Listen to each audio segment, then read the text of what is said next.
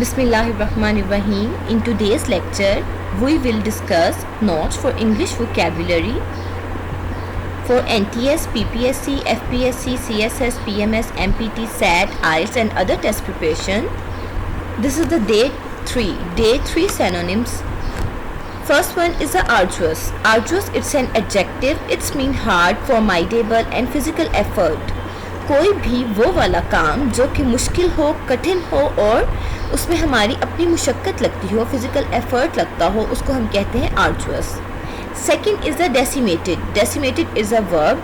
It's mean kill, destroy, eradicate and wipe out. इनका मतलब होता है कि किल, ख़त्म कर देना, मार देना किसी को, वो आता है डेसिमेटेड में.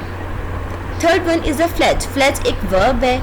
उसका मतलब है grow feathers and inexperience person और अ बेबी बर्ड. जब कोई बेबी बर्ड अपने पर निकाल रहा होता है या फिर इनएक्सपीरियंस पर्सन जो होता है उसको हम फ्लेज कहते हैं.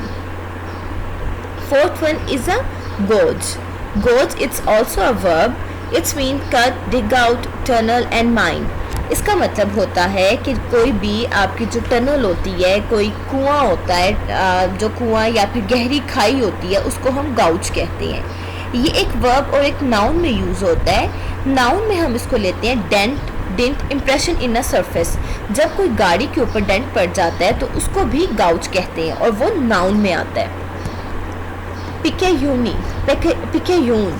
पिकेयून it's an adjective. It's mean insignificant, of little value. कि बहुत ही हकीर या फिर बहुत ही नाकारा चीज़ को हम कहते हैं पिकेयून. ये एक एडजेक्टिव और एक नाउन के वर्ड में लिया जाता है. अगर हम एडजेक्टिव में देखें तो इसका मतलब होता है इनसिग्निफिकेंट, और अगर हम इसको नाउन में देखें तो इसका मतलब होता है small fry and insignificant percent या फिर ट्राइवेलिटी. इसका मतलब है कि बहुत ही कमतर दर्जे का इंसान, मीन्स कि बहुत ही कम दर्जे वाला इंसान, इसको हम कह सकते हैं. Riveting. Riveting it's an adjective. It's means fascinating. Six one is a riveting. And riveting जो होता है वो एक एडजेक्टिव और एक वर्ब में लिया जाता है. एडजेक्टिव में इसका मतलब होता है फैसिनेटिंग. फैसिनेटिंग का मतलब होता है कि मीन्स कि जो बहुत ही ज़्यादा चीज़ हमें पुरकशिश लगती है. और एक वर्ब में इसको लिया जाता है. वर्ब में इसका मतलब होता है focus, concentrate, hold someone's attention. कि जब आप किसी की तवज्जो अपने ऊपर जो होती है वो ले लो तो उसको हम कहते हैं रिविटिंग. और ये इसका मतलब होता है कि किसी की तवज्जो हासिल करना, कंसंट्रेशन हासिल करना. Seventh one is a soliloquy. Soliloquy is a noun and it's mean solo speech. वो शख्स जो खुद से बातें करता हो उसको हम कहते हैं सोलिलोक्वे. सोलिलोक्वे नाउन है और इसका मतलब होता है solo speech. Eight one is a supplicant. Supplicant it's an adjective. It's means person who request और बेग समथिंग या फिर प्लेजिंग. इसका मतलब होता है कि प्ली. प्ली का मतलब वैसे होता है दरख्वास्त करना, ठीक है. वो वाला शख्स जो कि आपसे क्या करता है, आप से रहम की तलबगार होता है, ठीक है, अर्ज़ गुजार होता है, उसको हम सप्लिकेंट में लेते हैं. वो एक एडजेक्टिव और एक नाउन में यूज़ होता है. अगर एडजेक्टिव में होगा तो हम उसको प्लेजिंग कहेंगे, और अगर वो नाउन में होगा तो हम उसको कहेंगे one praying humbly for something.